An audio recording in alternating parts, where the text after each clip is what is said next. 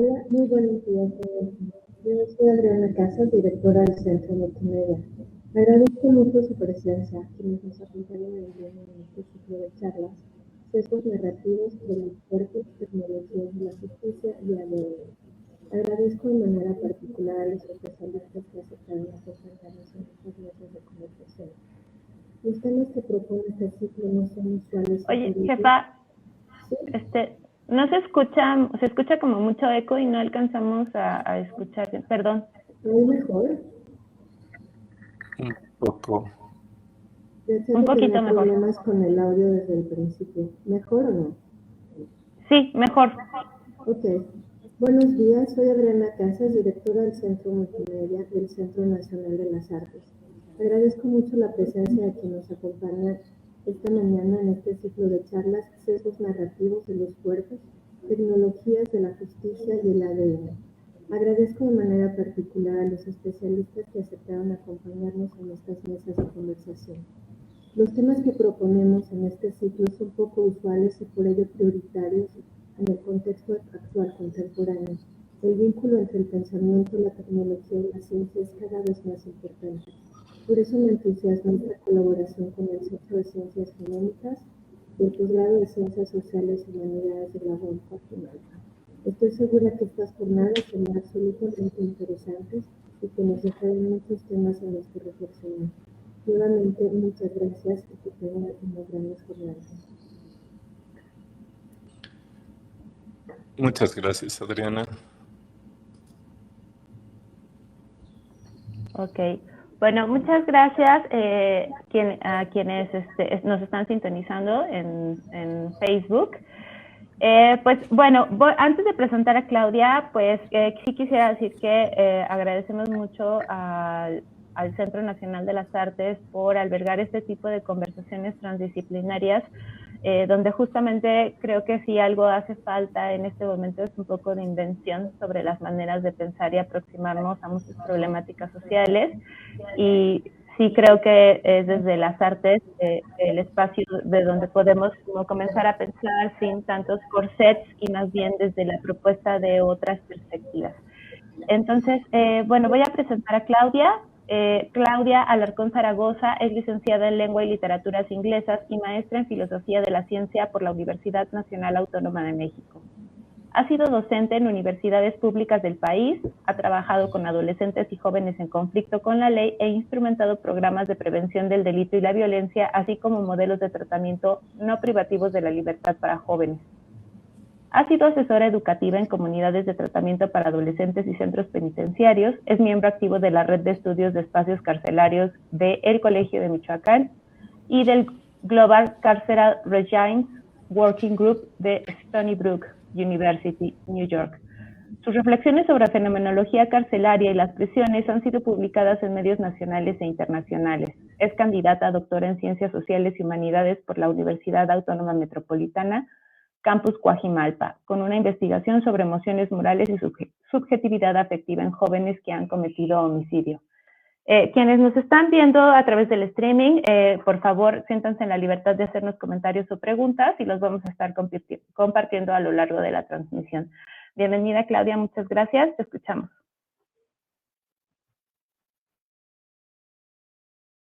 No te escuchamos.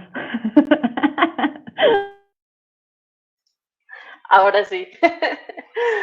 Muchas gracias, Adriana, Elena, Agus, y efectivamente, pues como bien decía Elena, creo que es muy importante que este tipo de discusiones alcancen, lleguen y hagan, tengan presencia en instituciones que justamente lo que se está proponiendo es tener una visión mucho más extensa, mucho más amplia de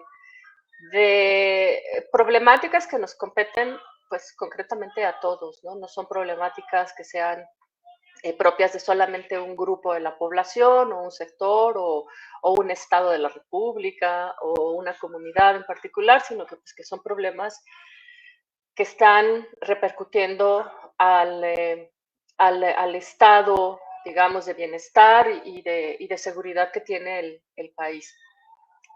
Sin embargo, bueno, pues nosotros con esta propuesta de discusión, de diálogo, justo lo que buscamos, y hablo en plural porque pues indudablemente que este tipo de proyectos son posibles gracias a que siempre hay un nosotros colaborando y hay un nosotros pensando y concretamente proponiendo desde dónde es necesario, desde dónde es pertinente, más que necesario, desde dónde es pertinente tener cierto tipo de discusiones. Y pues bueno, primero que nada me honra mucho el tener la oportunidad de iniciar, pues abrir este ciclo de charlas, esta semana de trabajo, de reflexiones, por dos razones.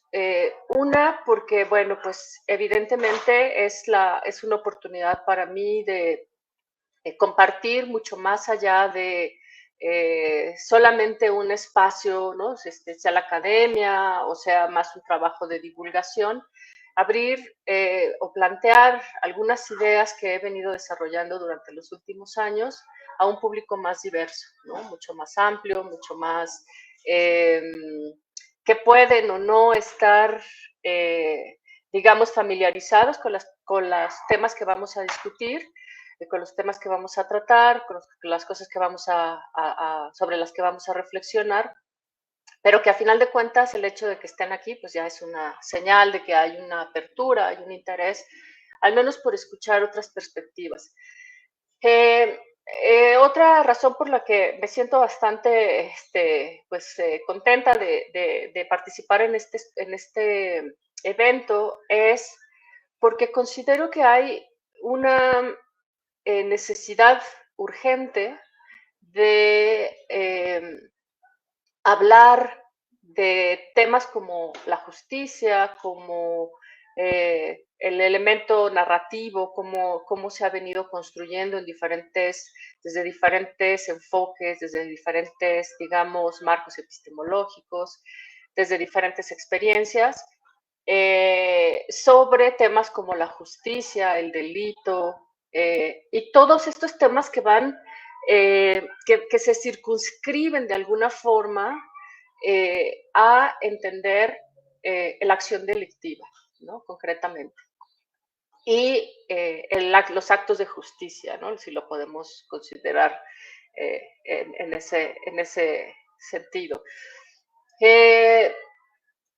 Y muchos de estos temas que son subyacentes a la problemática de cómo se piensa la justicia, cómo se ejerce la justicia, cómo se exige la justicia, cómo se construyen los mecanismos de justicia, cómo se transmite la idea de lo que significa la justicia, pues de alguna forma están filtrados por una serie de narrativas que van apuntando o van llevando esta experiencia, digamos, colectiva, como es la justicia, en una dirección. Sin embargo, habiendo trabajado ya, pues ya un tiempo considerable con personas privadas de la libertad,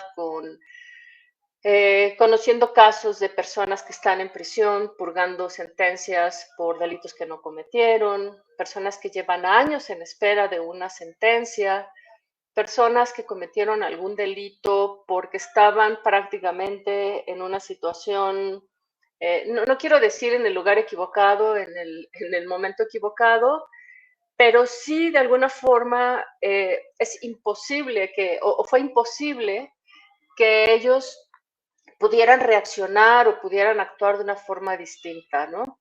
Gente que está en prisión por cuestiones, digamos, por incidentes, por situaciones que se salieron de control, por alguna negligencia, y también, por supuesto, gente con actos delictivos totalmente deliberados, ¿no? Pero el asunto es que ante este universo tan plural, tan distinto, tan diverso,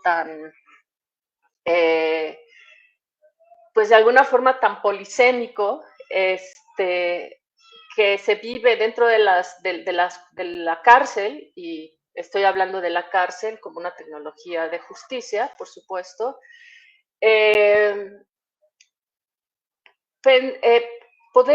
Poder mirar más allá simplemente del delito, simplemente de pensar a alguien que actúa bajo toda la intención de generar daño, sin ningún contexto, sin ninguna explicación, sin ningún sustento, sin ningún reconocimiento de la realidad social en la que vivimos, con todas sus condiciones como la desigualdad, la violencia constante, en algunos casos el tema de la impunidad, el tema del racismo, el tema del clasismo, las estrategias segregatorias que se viven en el país, ¿no? Concretamente, en algunas comunidades. Entonces, de ahí que la idea de pensar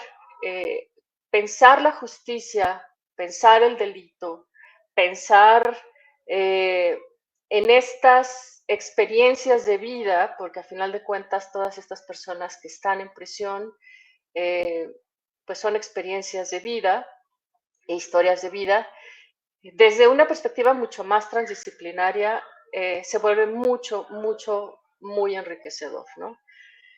Cuando hablamos de sesgos, pues prácticamente estamos hablando de dos cosas, ¿no? Estamos hablando de lo que cognitivamente, por un lado, podemos nosotros percibir lo que en parte nuestra percepción, nuestras herramientas de análisis, nuestras herramientas de reflexión, nuestra propia perspectiva de vida, cuestiones como ideológicas, etcétera, ¿no? Como todo esto que nos va trazando una manera de mirar el mundo, nos permite ver o nos permite entender. Y en el caso concreto de las disciplinas, pues todos sabemos que las disciplinas no se salvan de tener sesgos, ¿no? El problema es cuando algún tipo de narrativa se presenta como autoridad absoluta o se autodefine como la única que puede mirar ciertos fenómenos, conocer ciertos fenómenos y explicar ciertos fenómenos. Por otro lado, pues los sesgos, digamos que el lado positivo es que al final de cuentas son una manera de retarnos a seguir haciendo preguntas, ¿no? Cada vez que nosotros enfrentamos un sesgo o que estamos conscientes de que estamos actuando o estamos pensando o estamos nombrando, definiendo a partir de un sesgo, pues entonces ya uno al menos puede tener pues la opción de ir más allá, ¿no? De buscar trascender este sesgo, esta limitante. Y a su vez, pues estos sesgos terminan conformando narrativas, ¿no? El ejercicio de las narrativas se ha vuelto de alguna forma un recurso muy valioso que nos permite poder escuchar más voces, pero no solamente más voces de manera individual, como en este sentido de que cada quien cuente su historia o que cada quien cuente su experiencia, sino como la experiencia de contar, la experiencia de generar un relato, nos termina generando una experiencia consciente sobre ciertos fenómenos. Y eso es parte de lo que nosotros hemos tratado de identificar, hemos buscado la experiencia de cómo se narra, por qué se narra, qué elementos, qué recursos son los que se utilizan para narrar, ¿no? qué voces son las que se incluyen en estas narrativas que a final de cuentas acaban teniendo presencia, acaban teniendo impacto, ya sea en los medios, políticamente, en las artes, en la literatura, en los espacios, digamos, mucho más abiertos. A final de cuentas, allí es en donde nosotros estamos tratando de identificar cómo es que estas narrativas están, como les decía, ¿no? Al principio, un poco esta idea de hacia dónde estamos llevando la justicia. Ese llevar la justicia es a final de cuentas una forma de construir narrativa que tarde o temprano pues acaba teniendo se acaba corporizando, ¿no? Se acaba incorporando en nosotros. Y bueno, habiendo dicho todo esto, quiero presentar algo de manera muy, muy breve antes de poder tener a Elena y a Agustín, a estos dos colegas que desde hace un tiempo se unieron de manera muy entusiasta y muy comprometida con el trabajo que hemos venido haciendo con los jóvenes, pues para tener un poco más una experiencia de diálogo. Antes solamente quiero compartir un poco el...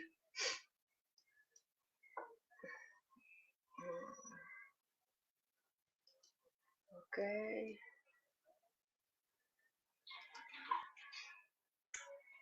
¿Allí se ve? ¿Allí se ve la pantalla? Hola, hola.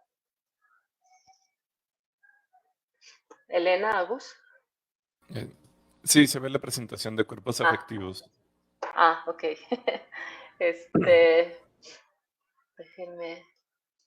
Ay.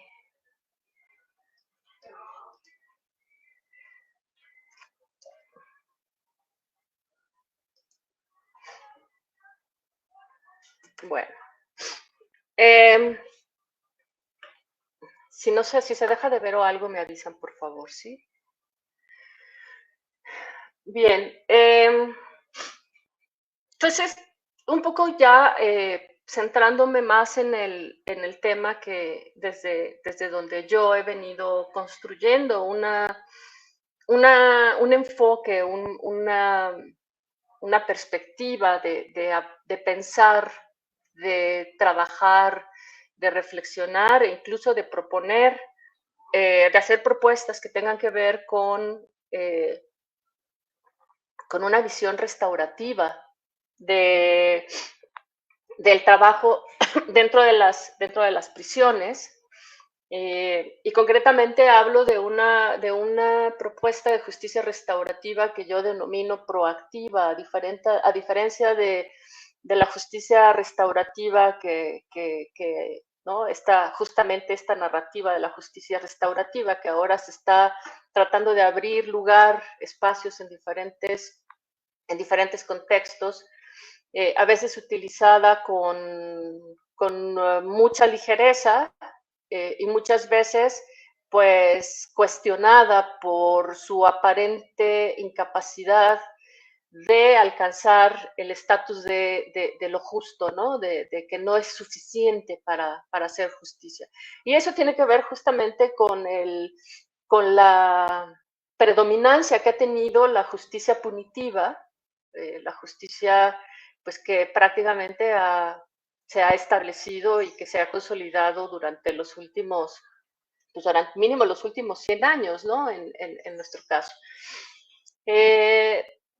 Este ejercicio restaurativo, a lo mejor podríamos pensarlo en qué sentido esto puede conseguirse, puede considerarse como que por default un trabajo cercano, un trabajo interpersonal, persona a persona, ¿no? Como cara a cara, desde una experiencia más de alteridad, ¿no? De saber que estamos todo el tiempo como reconstruyéndonos, deconstruyéndonos en relación con los otros, ¿qué tanto ese ejercicio puede realmente participar o puede contribuir a construir una narrativa de justicia distinta? ¿O qué tanto puede pensarse como una tecnología de justicia que nos permita pensar a los otros, a esos otros que, pues, que bajo una diversidad de condiciones, como ya les había comentado, han violado la ley, han transgredido, han generado un daño. Y ese ejercicio no se puede desarrollar, no se puede construir solamente desde la teoría, ¿no? O sea, no es posible que desde la teoría simplemente tratemos de ponernos de acuerdo si esto está funcionando, si esto puede funcionar, si esto puede llegar a generar a restablecer un cierto tipo de orden, ¿no? De orden en el sentido de organización social que nos permita ejercer la justicia de una forma más justa, ¿no?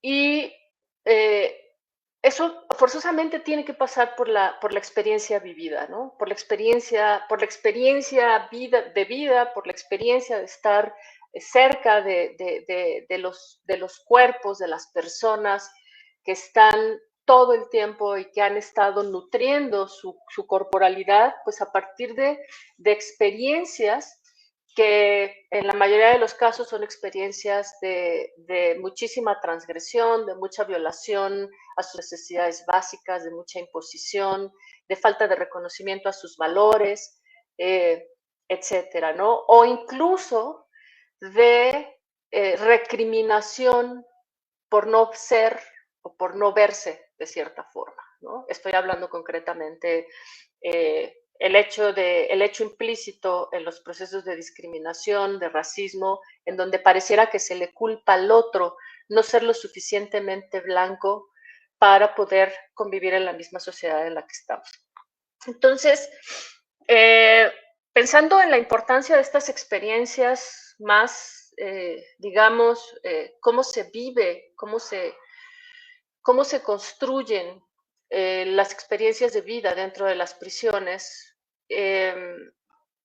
Yo el trabajo doctoral que he venido desarrollando justamente busca reconocer todos estos rasgos y todas estas experiencias como prioritarias y como sumamente valiosas y determinantes para abrir la posibilidad de construir una narrativa sobre la justicia que no sea punitiva, que no sea estigmatizante, que no esté pensada en el etiquetamiento. Y algo muy importante, que es algo de lo que se va a estar hablando a lo largo de la semana, apuntar a esto que por muchos años se ha trabajado en otros países, en otras culturas, como en la promoción de las trayectorias de desistimiento. Este quizás es uno de los puntos más importantes en el trabajo cotidiano que hacemos con los jóvenes, porque es en la cotidianidad en donde, además de poder reconocer cómo ellos, como cuerpo afectivo, han venido incorporando una serie de violencias, de discriminación, de rechazo, de segregaciones, de señalamientos, de limitaciones, de negación, ¿no? de derechos, y más que de derechos, la negación de que son personas con necesidades básicas que necesitan y que requieren ser satisfechas, ¿no?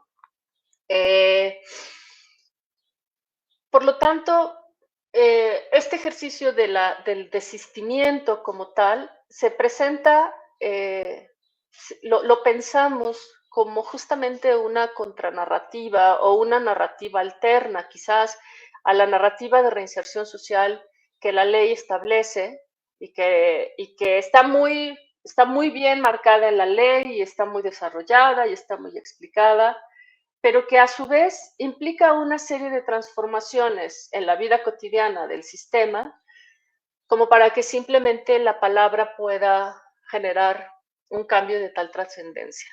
En cambio,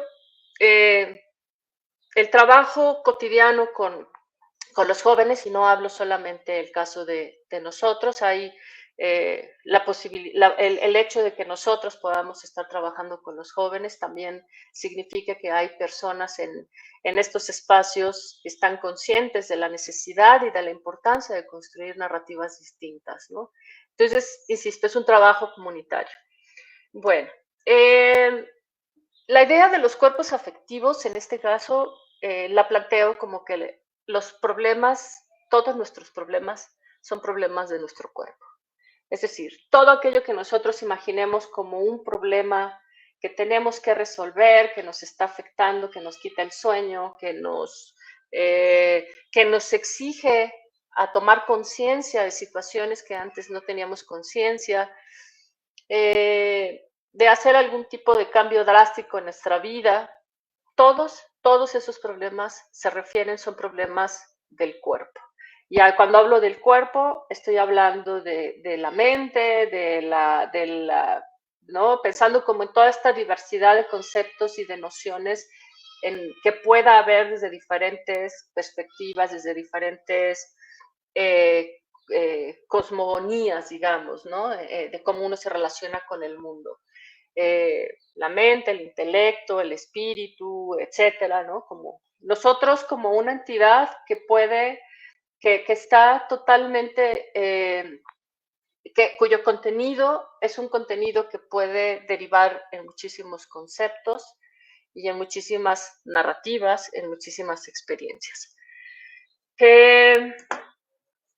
Y esto es un esquema con el que he venido yo trabajando y que aglutina, concentra prácticamente cuál es el enfoque desde donde estoy tratando de construir la explicación o una descripción sobre cómo se construye la afectividad y la emocionalidad en jóvenes que han cometido homicidio. Concretamente es con los jóvenes con los que yo me he centrado en trabajar.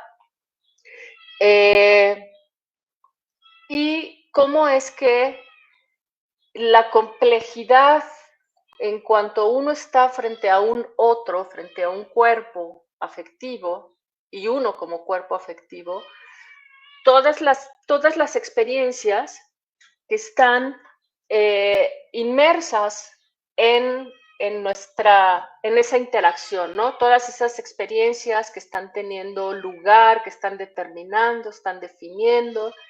Y claro, son tan complejas y son tan vastas que difícilmente podríamos tomar control de todas ellas, ¿no? Y saber cuando nos estamos relacionando a partir de un sesgo, cuando estamos relacionándonos a partir de un trauma, cuando nos estamos relacionando a partir de una experiencia,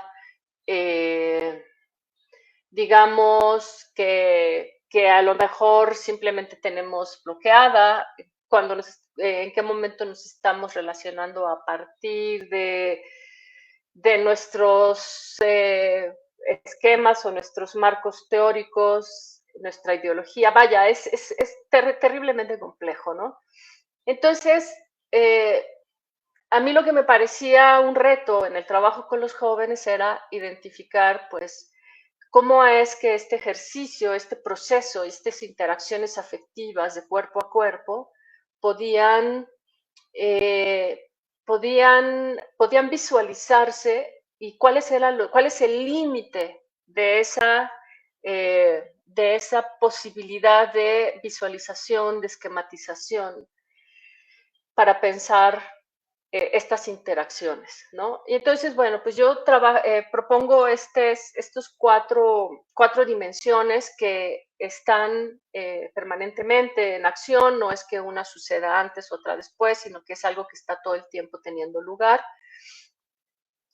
Y bajo un enfoque totalmente relacional, interactivo, en donde todo lo que nos afecta, digamos, el afecto como tal, lo entiendo como el reconocimiento estar vivos, el reconocimiento de tener una conciencia de un espacio, de un tiempo, de una, pues, de reconocimiento de los otros, ¿no? También. Y por lo tanto, este esquema está pensado justamente desde una perspectiva de interacciones, ¿no? Interactivista, en donde parto de la idea de que nosotros interactuamos con objetos a través del cuerpo. No lo hacemos a través de la mente, no lo hacemos a través de nuestras ideas, en realidad lo estamos haciendo a través del cuerpo. Y en ese sentido, recordando la premisa de que todos los problemas son problemas del cuerpo, es allí, en estas interacciones, en donde nosotros identificamos cuando algo, ¿no? Esa interacción con ese objeto, que puede ser una persona, una condición, una cosa, un evento, se convierte en una condición problemática. Posteriormente, pues tenemos la activación de funciones cognitivas, en donde incluyo al lenguaje y emocionales para hacer interpretaciones. Hay mucha diversidad de propuestas de cómo entender esta relación desde la cognición, desde la emocionalidad, desde la afectividad. Yo en este caso me centro en estas, que es la categorización, el dominio somático, que es el cuerpo, el registro que se hace directamente con las experiencias sensoriales, ¿no? del cuerpo. La memoria episódica, la mentalización, la conciencia moral, la predictividad y la reflexividad. Algunas de estas categorías, de estos conceptos, están mucho más centrados en algunos enfoques teóricos de la neuropsicología, desde la perspectiva que la trabajo, desde donde trabajo, pero en este caso no es realmente importante puntualizar ahí, ¿no? Creo que en general a todos nos da un poco de idea qué significan cada una de estas. Tenemos el significado y el sentido a la experiencia, ¿no? Damos significado y sentido a la experiencia. Significación, estoy pensando como la relevancia, cuando nosotros identificamos, le damos entendemos el significado de ese objeto a partir de esa relación, y por lo tanto reconocemos su relevancia, su importancia, su saliencia, es algo que requiere atender y requiere a lo mejor ya una interacción en un nivel distinto de conciencia o de reflexión, ¿no? El sentido narrativo, que es prácticamente la idea de la autobiografía, es decir, nosotros tenemos esas experiencias que al mismo tiempo van nutriendo y van dando coherencia, van dando sentido a nuestra historia de vida. Y bueno, y esto es un ejercicio, no es un ejercicio unidireccional, en donde el objeto simplemente se va a incorporar en nosotros para dar sentido a nuestra historia de vida, sino que nuestra historia de vida también permite dar sentido o nos lleva a dar sentido, ¿no? a estos objetos. Insisto, objetos en este sentido, estoy pensando también en el sentido como de persona, ¿no? O sea, estamos poniendo en el mismo nivel todo aquello que genera un cambio afectivo, tiene un impacto afectivo en nosotros.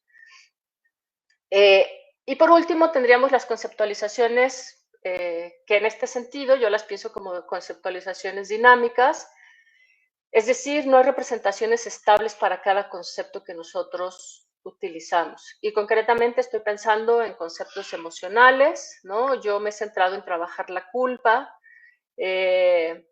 A lo mejor, pues podemos tener una noción de culpa, ¿no? Que aprendimos en nuestras casas. En el caso de México, lo que es evidente, y lo que me he encontrado cuando he trabajado ya más con cómo se experimenta la culpa de una forma inmediata, ¿no? De una forma espontánea, es pues que la tradición judeocristiana, ¿no? Esta culpa que se hereda simplemente por el hecho de, pues prácticamente casi de haber nacido, ¿no? En el sentido del pecado original y demás. Estoy hablando de cuestiones teológicas, no del dogma, ¿no? Es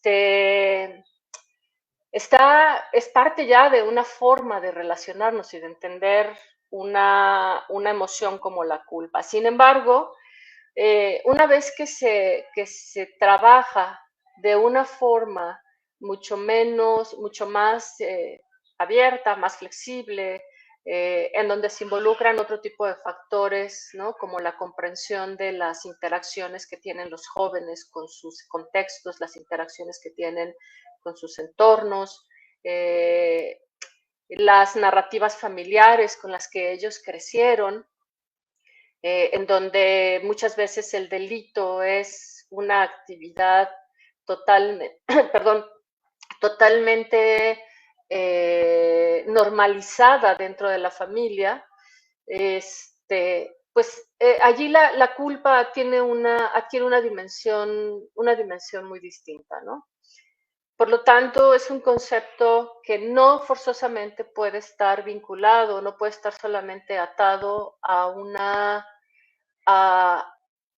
registro, a un referente dado por personas con una experiencia muy particular. Y estoy hablando concretamente de experimentos, ¿no? De experimentos que se hacen, muchos de los experimentos en psicología, pues se hacen con poblaciones estudiantiles. No hay, creo que el último experimento relevante que se hizo con jóvenes en conflicto con la ley se hizo en Canadá en los años 70. Es un trabajo muy, muy amplio, muy vasto, con varios sesgos, acorde a lo que se creía y la manera en que se trabajaba la psicología forense y la criminología en la época. Pero lo que es interesante es que es un ejercicio que busca explicar experiencias como la emocionalidad, como esto de las emociones morales, en personas, en jóvenes, en el contexto carcelario, ¿no? Entonces, pero pues les digo, esto es como de los años 70, ¿no? Y la población con la que trabajan rebasa los 1,000, si no mal recuerdo, entre 1,200 y 1,500 jóvenes fue con los que trabajaron. Son dinámicas, pero no por ello son irreales y ficticias. Y a partir de todo esto que les acabo de comentar, pues entiendo la conceptualización como una experiencia situada. O sea, es decir, se conceptualiza en la medida que los cuerpos afectivos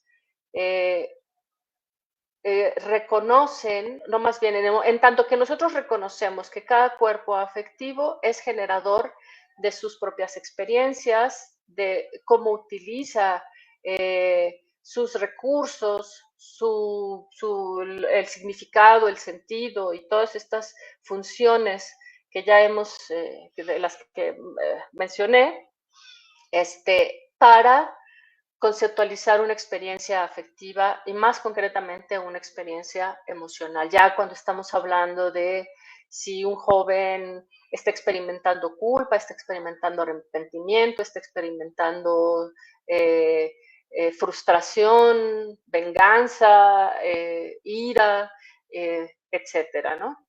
Entonces, bueno, esto que les acabo de presentar es un mega resumen. Evidentemente, en el trabajo de investigación, pues hay muchos elementos con los que estoy trabajando, pero lo relevante aquí para mí es mostrar cómo cómo la propuesta sobre el cuerpo, la propuesta sobre pensar el cuerpo como, como una, en una condición orgánica que está permanentemente siendo afectada, que está permanentemente siendo negada o mm, valorada, ¿no? O sobrevalorada muchas veces, ¿no? Estoy pensando en algunas narrativas en donde se establecen valores en función de los cuerpos, en la medida en que un cuerpo cumple con ciertos parámetros, ¿no? Que se reconocen como valores por encima del resto. Y creo que desde aquí la experiencia de hablar con una mirada mucho más transdisciplinaria nos permite a lo mejor poner en jaque algunos de nuestros prejuicios, de nuestros estigmas, ¿no? de la forma, de los mecanismos de estigmatización y de etiquetamiento que siguen estando muy presentes, aunque la literatura hable de que eso pues ya se entendió, que ya se superó y que no es tan, que ya los modelos de trabajo ya en las prisiones ya no apuntan a la experiencia, a etiquetar, a estigmatizar. Lo cierto es que esa narrativa sigue estando muy presente, ¿no? Y la tenemos en la vida cotidiana fuera de las prisiones también, no solamente dentro de la prisión. Entonces, bueno, pues yo aquí me detendría con esta presentación y pues invitaría a Agus y a... Ay, aquí toda igualada, a Agus, Agustín y Elena, para enriquecer y para ampliar esta plática. Bueno, pues sin ánimo de este lugar común de los cebollazos, y es que de verdad, muchas gracias a Claudia que nos dio la confianza de estar acompañándola en este proyecto desde junio del año pasado. Ya vamos a tener nuestro primer aniversario. Pero un poco lo que, de las pocas cosas que yo he ido quizá, no sé si la palabra sea descubriendo, ¿no? Pero recuerdo que Claudia dice que no puede haber un perfilamiento del delincuente.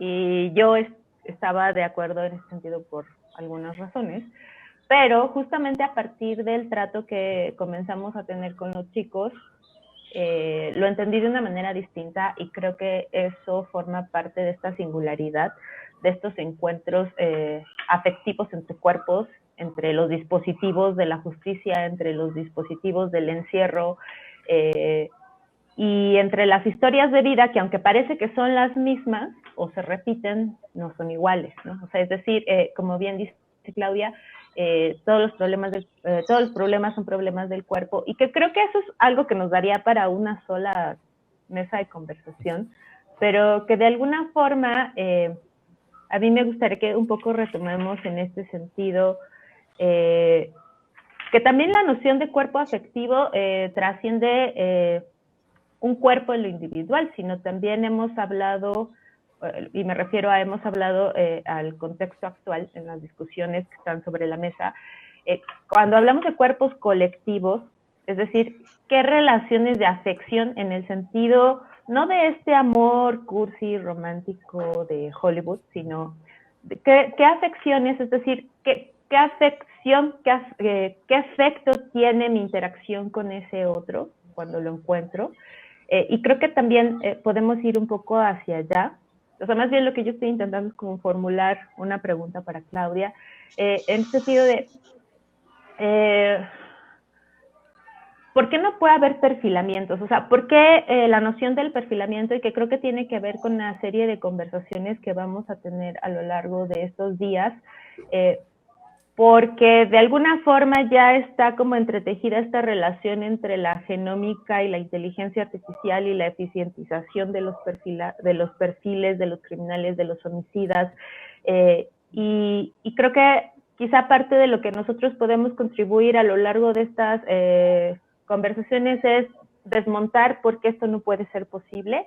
Ya el año pasado, cuando tuvimos las jornadas de autodeterminación digital, una de las preguntas salientes fue que quizá no tendríamos que resolver todos los problemas con inteligencia artificial, que no se tienen que resolver con la inteligencia artificial, y sobre todo porque es estar montando sobre sesgos más armatostes, ¿no? Es decir, tendríamos que comenzar a preguntarnos sobre los dispositivos propios de la justicia, donde Claudia, por ejemplo, hace este ejercicio de preguntarles a los chicos qué es para ellos la justicia, y desde fuera se pensaría que serían a los últimos a los que les tendríamos que preguntar, ¿no? Y a lo mejor sí, a los primeros a los que les tendríamos que preguntar todas las características de los jóvenes que están en la cárcel. Entonces, no sé si un poco, digo, yo obvio lo estoy contando desde mi experiencia en la aproximación al proyecto con Claudia, pero quizá podríamos comenzar por aquí, ¿no? ¿Por qué no podemos pensar en perfilamientos del homicida? ¿Y qué tiene que ver esto con lo que se dice de los cuerpos, ¿no?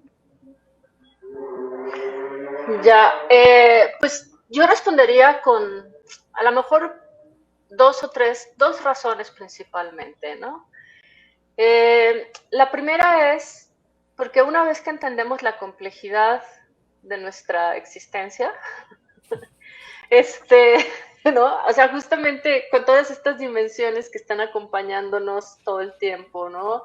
Nuestra historia de vida, quiénes son nuestros padres, en qué contexto nacimos, qué idioma hablamos, cuáles son nuestras primeras experiencias afectivas que van definiendo cómo reaccionamos a los otros, al otro que pues dicho en ese sentido, ¿no? A ese otro que no soy yo, todo eso tiene una carga muy extensa de sentidos que nosotros vamos reconociendo como parte de nosotros y que de alguna forma justamente van construyendo nuestros propios sesgos, ¿no? O sea, nadie se escapa de esos sesgos, por supuesto. Pero también se van construyendo nuestros mecanismos de defensa. O sea, nosotros aprendemos a defendernos en la medida, en proporción de nuestros riesgos. Si nosotros hemos crecido en un contexto en donde sabemos que contamos pues con familia, con padres, ¿no? Con tíos, con los abuelos, con los hermanos, que ese es como el primer vínculo, ¿no? de comunidad con el que uno se empieza a familiarizar. Si empieza uno a reconocer, ¿no? En qué posición del mundo, en qué situación del mundo está en el momento que empieza a conocer a los compañeros y a las compañeras de la escuela.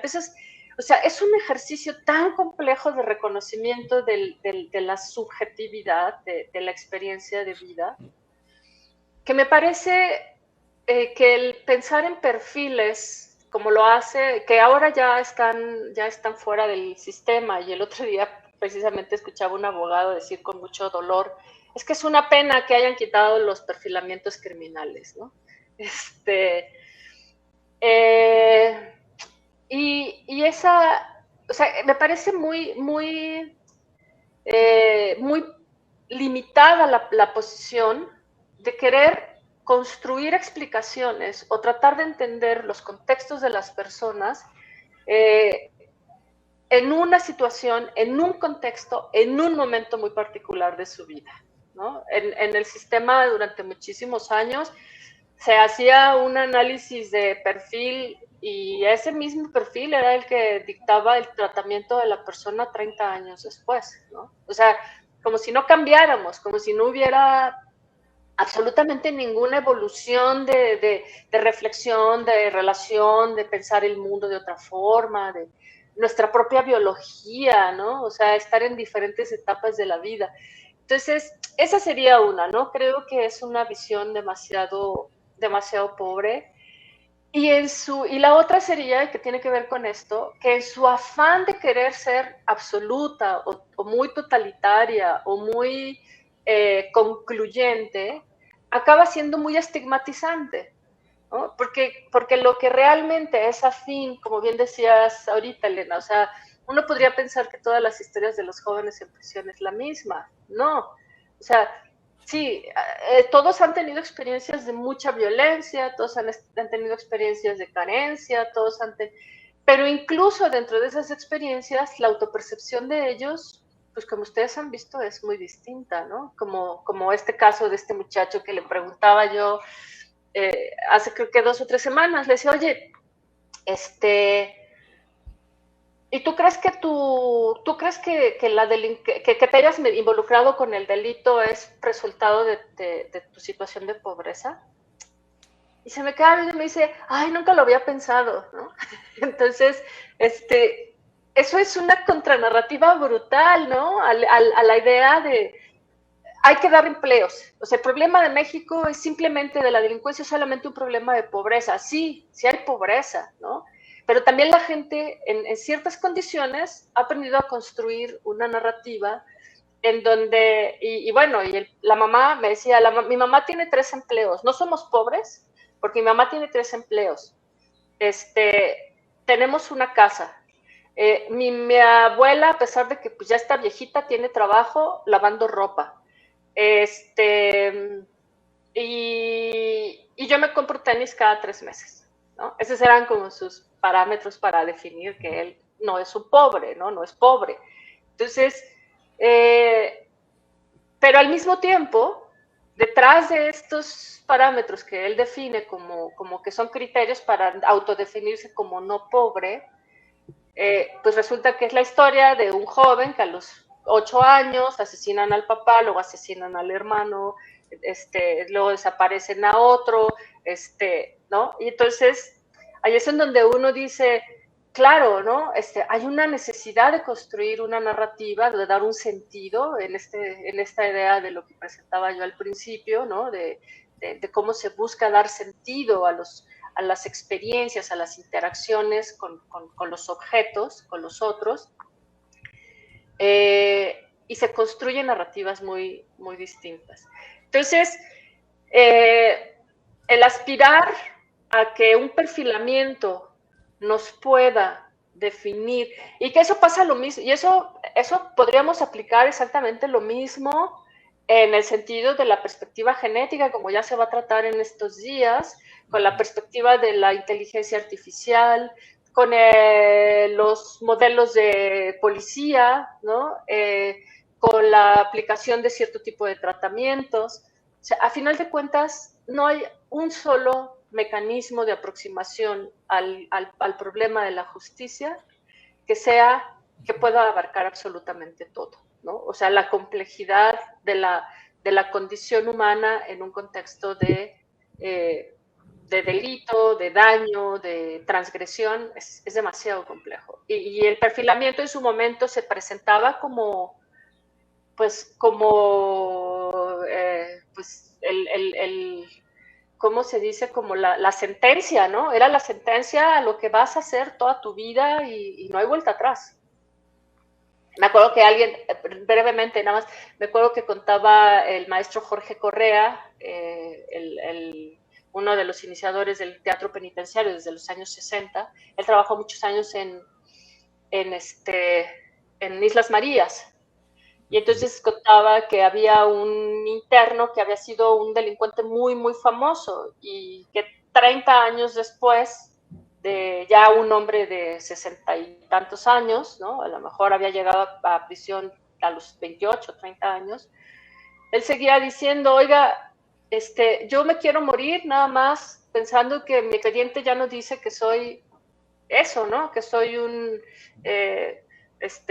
no quiero dar definiciones porque tampoco recuerdo como exactamente cuál es el contexto y el concepto el perfilamiento que le dieron, pero su aspiración era morir sin que quedara escrito que él había sido eso, ¿no? Un tipo que en 30 años había contribuido muchísimo a la comunidad del penal. Claro, y como retomando un poco esto del, pues justamente el perfilamiento y de que las personas cambian, recuerdo con mucho coraje el caso de el chico con el que estuvimos trabajando, que después de varios años sale de, pues sale a libertad y en menos de una semana, y ahora ya siendo mayor de edad, lo agarran de nuevo por un crimen que había hecho antes de ingresar a reclusión y pues es como si esos años no hubieran contado para nada, ¿no? O sea, no, ya sigues, o sea, es eso, no hubo un cambio de persona, no hubo la supuesta reflexión o reinserción en la que se tuvo que haber trabajado y pues bueno, ahora se le juzga como mayor de edad mucho más duramente por algo que hizo pues hace muchísimos años, ¿no? También un poco con lo de las tecnologías de justicia y las narrativas, me acordé mucho de una plática que tuvimos con varios de los chicos que nos decían, bueno, es que en las noticias ves cada semana que asaltan una combi en tal lugar, ¿no? Que también con lo que decías, Claudia, de cómo uno va perfilando las defensas, ¿no? De la autodefensa, de decir, ah, no, pues es que las combis y en esas zonas son peligrosas y pues sí que feo que te asalten con violencia y se lleven lana o más cosas. Pero también lo hacían los mismos chicos, pero pues nunca ves que haya, que en las noticias digan, ah, pero este empresario se está robando tanta lana, ¿no? O esto, o sea, ¿por qué no sale que los créditos de Electra y Salinas y Rocha son un asalto también, ¿no? Este, por qué las noticias de la parte criminal de la sociedad es semana tras semana el asalto de la combi? O sea, no, ya no sirve de nada seguir viendo esos videos en cada momento. Y ya para terminar también la parte justo de los afectos, ¿no? Que pues veíamos algunos de estos chicos que ya son padres o incluso con sus mascotas, que te dicen, no, pues es que yo quiero que no le falte nada, yo voy a estar ahí para mi hija, para mi hijo todo el tiempo, yo lo bañaba, yo me desvelaba con él o con ella, me quedaba haciendo guardia en el hospital cuando nació, todas estas cosas, y que al mismo tiempo cuando vimos que alguien estaba enfermo o bueno, el brote de COVID que hubo, y les preguntábamos, ¿no? Bueno, y cuidaron a su compañero, cuidaron a su amigo. No, pues bueno, o sea, le llevábamos agua de vez en cuando y ya, ¿no? Y ver, pues justo también estos afectos, en dónde están presentes, dónde están ausentes y cuál es la narrativa detrás de eso. Sí, fíjate que ahorita que te escucho estoy pensando justamente en algo eh, que creo que hemos platicado ya varias veces, ¿no? El modelo de justicia y el sistema penitenciario históricamente se ha planteado como una pedagogía, ¿no? O sea, es decir, es una pedagogía de castigo que te voy a enseñar lo que te va a pasar, esto es lo que te va a pasar si no te portas bien, ¿no? Si no sigues mis normas, si no sigues, pero cuando estoy hablando de normas, estoy hablando de normas como hay espacios en este país que solo tienen acceso a la gente blanca, punto, ¿no? Y si tú eres moreno y si estás rapado de tal forma o si traes tal tatuaje o si hablas de tal forma, no puedes entrar, ¿no? Y eso lo hemos escuchado muchas veces con estos jóvenes. Ellos tienen una lectura de lo social mucho más aguda que muchísimas personas que se dedican a estudiar teóricamente las desigualdades, ¿no? Las diferencias o los conflictos de relación y de interacción social. Y a lo que voy es cómo este modelo de pedagogía de castigo, porque a lo mejor uno podría decir, bueno, es que ¿qué quieren, no? O sea, ¿qué quieren las personas que están trabajando con la gente en prisión? ¿Qué quieren? Que desaparezcan, que cada quien haga lo que quiera, que yo se los he dicho, ¿no? A mí me ha tomado muchos años asumir realmente una perspectiva abolicionista de la cárcel, hasta no haber como tenido claridad de si realmente yo me podía comprometer con una meta tan fuerte, ¿no? Porque eso implica hacer cambios en muchos aspectos, no es simplemente desaparezcamos las cárceles y que la gente haga lo que se le dé la gana, tenemos que buscar formas de reducir, pero no reducir el delito, es reducir las formas, las dinámicas sociales que atentan contra nuestras necesidades básicas, ¿no? Como el bienestar, las necesidades básicas que menciona Galton, ¿no? El bienestar, la supervivencia, la libertad, la identidad. Esos son, a final de cuentas, como que estoy escuchando una interferencia. ¿Sí se escucha bien? Se oye bien, se oye bien. Sí. Híjole, no los estoy escuchando ya. Yo tengo mi micrófono apagado. Pero nosotros te escuchamos bien. Creo que eres tú, Agus. Se escucha como robótico cuando hablas. Creo que era el eco No. con Claudia. No, lo sigo escuchando. A ver. Eres tú, Agus. Sí, como si se metiera la voz de... Ustedes síganle.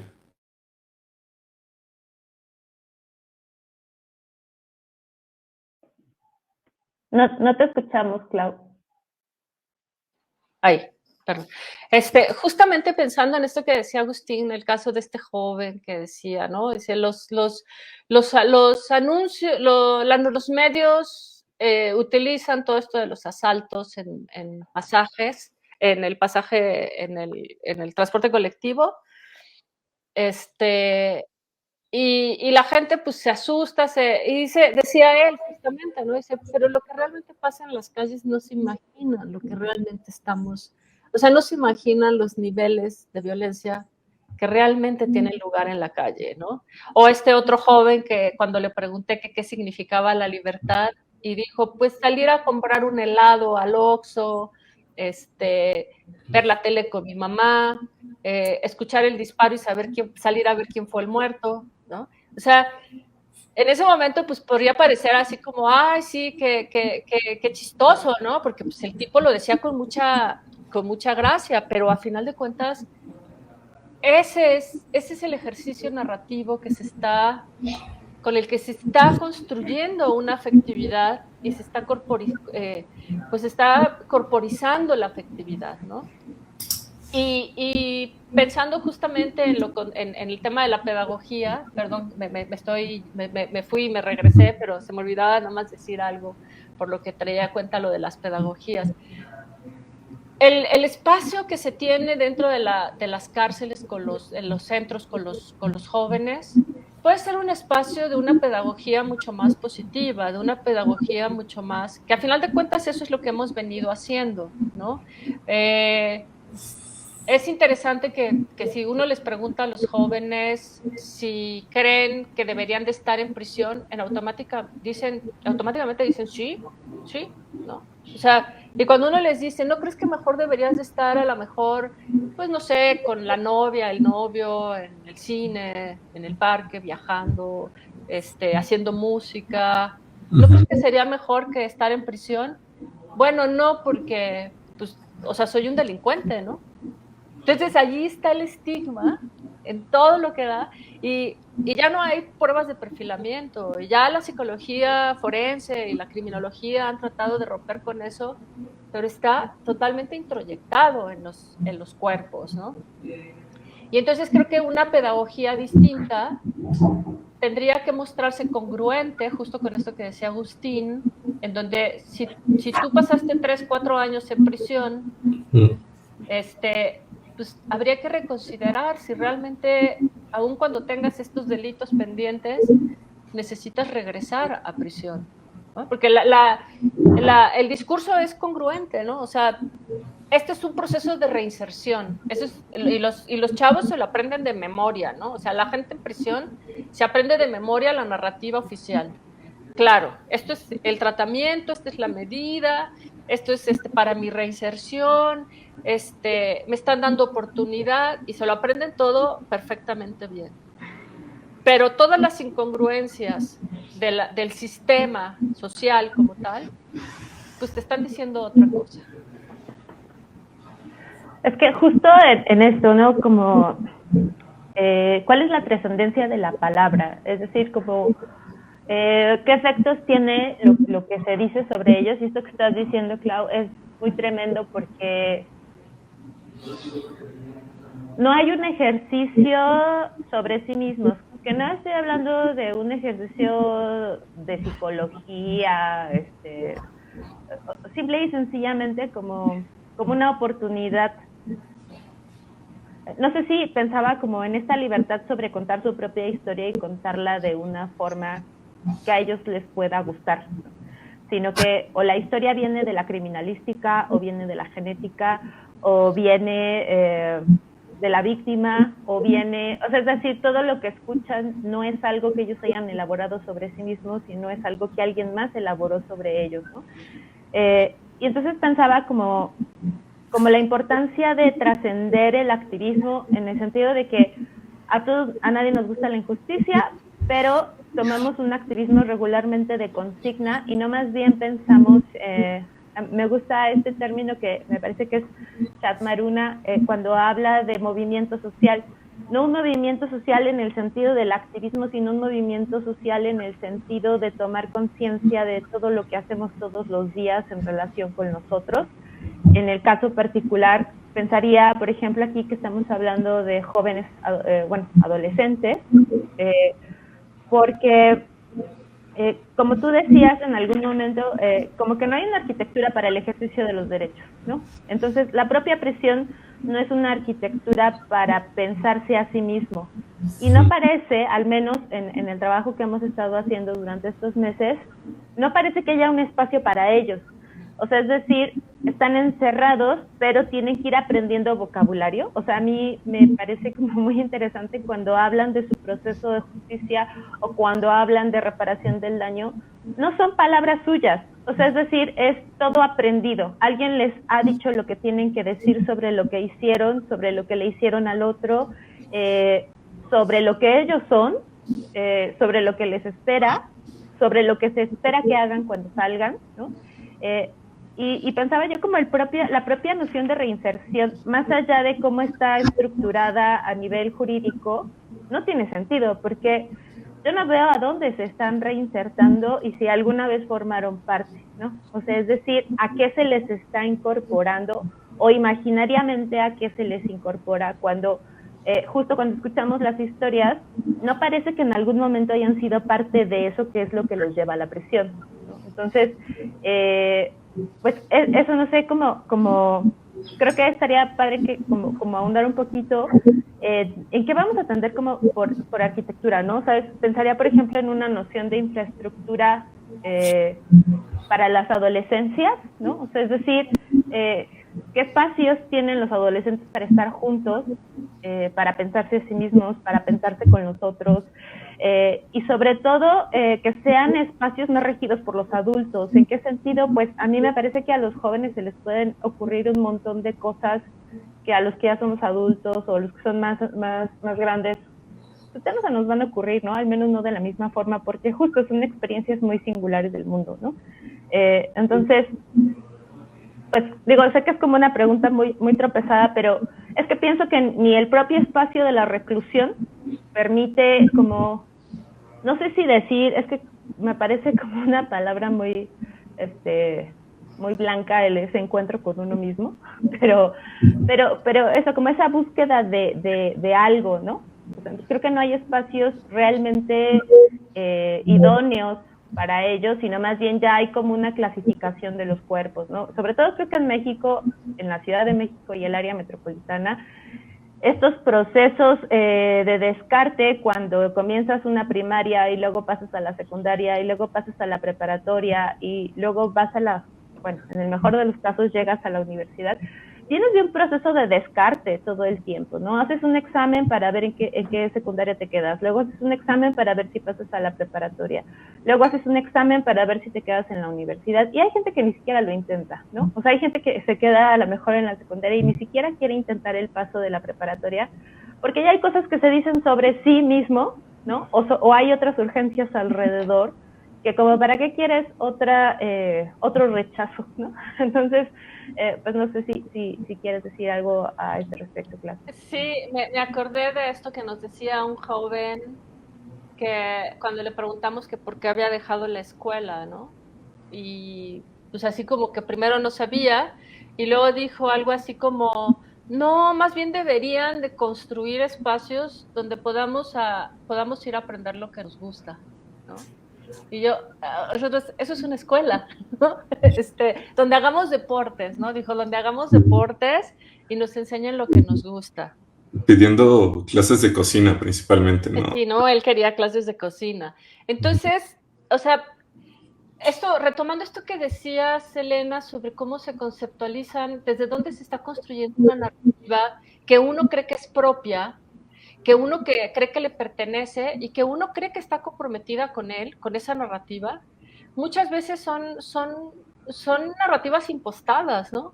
O sea, son narrativas que se nos imponen y no tiene que ver con el grupo social o con dónde vivimos, o sea, podemos tener una trayectoria académica muy eficiente y muy destacada, y también tenemos narrativas que nos han sido impuestas, ¿no? Entonces,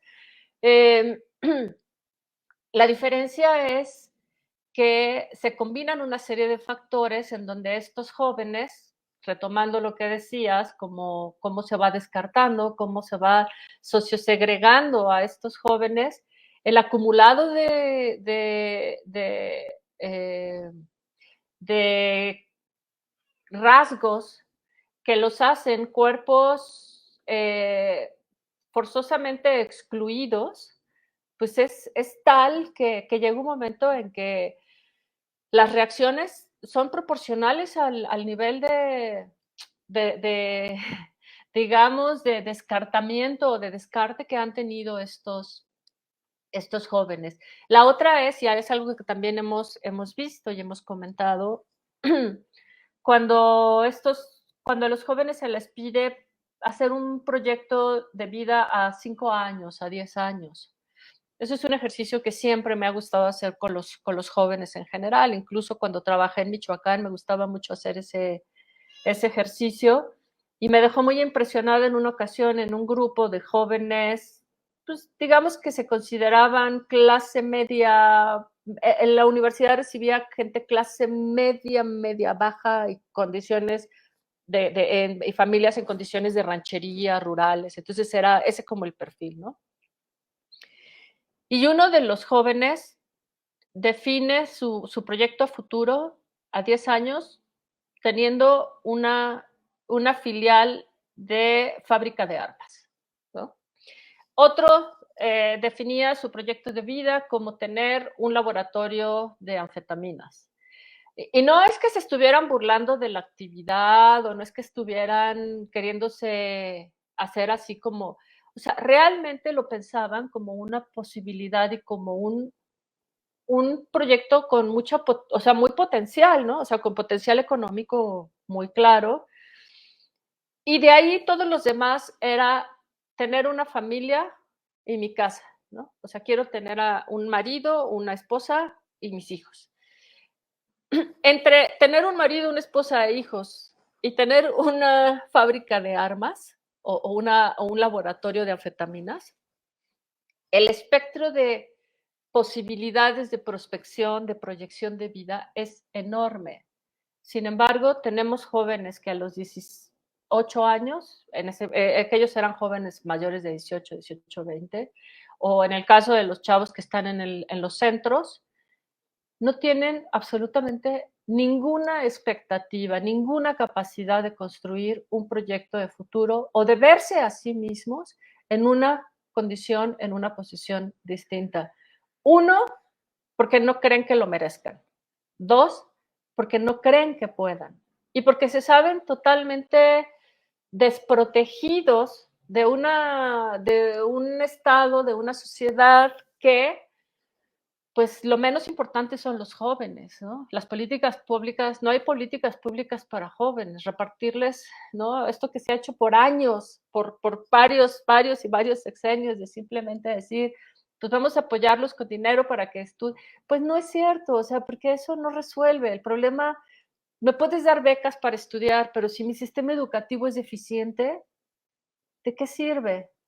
Me puedes dar becas para hacer esto. Si el sistema de cultura no alcanza todos los espacios, ¿no?, que se requieren en este país y está totalmente centrado en ciertas formas de entender la cultura, en donde jóvenes que tienen valores pues muy particulares de su zona, ¿no?, como todos tenemos valores culturales muy particulares de nuestro contexto, no son reconocidos como importantes, como valiosos, pues entonces volvemos al tema de las incongruencias discursivas, ¿no? Por un lado me estás diciendo, sí, efectivamente, tú tienes derecho a la educación, tienes derecho a la cultura, tienes derecho al bienestar, pero en mi colonia no hay agua potable, ¿no? En mi colonia no hay transporte público, y si quiero ir a hacer algo, me va a tomar 2 o 3 horas de camino, y me va a tomar a lo mejor una tercera parte del salario de mis padres, ¿no?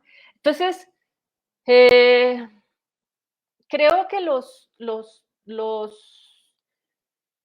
la reconstrucción o sea, el pensar narrativamente la realidad nos permite encontrar las inconsistencias discursivas, los contrasentidos, y muchas veces un cierto idealismo mágico que está en el discurso y que no aparece en la vida cotidiana de los jóvenes.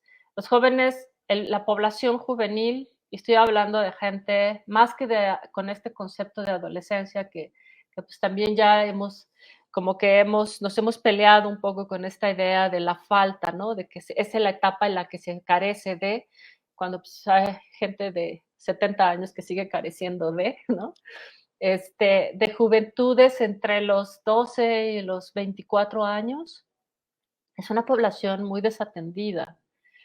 Seguir hablando de son el futuro es un problema porque no se reconoce todo lo que se nutre el cuerpo, lo que se nutre la subjetividad, el espíritu, la conciencia, como lo queramos llamar, de tener una vida presente cuando se es joven, con reconocimiento de que uno tiene un potencial para construir, para llevar a algún lado. Y ya por último, en este tema, lo que apuntaría es algo que nos ha tocado ver con esta idea, ¿no? O sea, y que está vinculado con una narrativa de que un joven en prisión no puede hacer gran cosa más que tener un oficio, ¿no? Pues como son delincuentes, lo único que pueden hacer es un oficio. No pueden aspirar a tener una trayectoria de algo, y no hablo solamente de universidad, hablo de cualquier otra cosa, ¿no? Y algo que hemos platicado mucho con ellos es, ¿por qué así como hay jóvenes que construyen un proyecto de vida a futuro para hacerse médicos igual que los padres, para ser ingenieros igual que los padres, para ser empresarios igual que los padres, para ser escritores igual que los padres, ¿no? Estos jóvenes, de la misma forma, tienen un reconocimiento de que a lo que pueden aspirar es a lo que han hecho los padres. Y muchas veces los padres pues, tienen una trayectoria delictiva, ¿no? Como el caso de todos estos jóvenes que tienen a los padres en prisión o que han tenido a los padres en prisión. Entonces, si en ese contexto pensamos en perfilamientos psicológicos o criminales, ya estamos limitándonos a entender la problemática de una forma mucho más amplia, ¿no?